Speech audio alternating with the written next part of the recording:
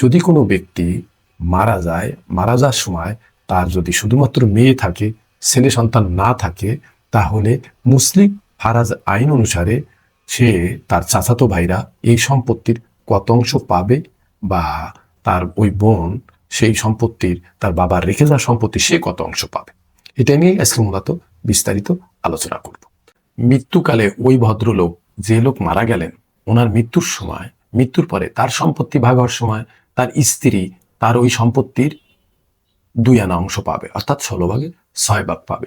স্ত্রীর অংশটা বাদ দেওয়ার পরে, রেখে দেওয়ার পরে বাকি যে সম্পত্তি থাকবে, সেই সম্পত্তি যদি একমাত্র মেয়ে থাকে, তাহলে সম্পত্তির অর্ধেক মেয়েরা পাবে, অর্ধেক ভাইয়ের ছেলেরা পাবে। আর একের অধিক যদি মেয়ে থাকে, তাহলে মেয়েরা পাবে 3 ভাগের 2 ভাগ, আর ভাইয়ের ছেলেরা পাবে 1 ভাগ। এটি হচ্ছে হলো মুসলিম শরিয়াত আইনের প্রথম ধাপ। যেহেতু তার স্ত্রী বেঁচে আছে, তার জীবন দশায় তার স্ত্রীর অগ্রাধিকার আগে, স্ত্রীর পরে তার ছেলে মেয়ে বা তার অন্যান্য অরিসগঞ্জ যেটা আছে তারা পাবে।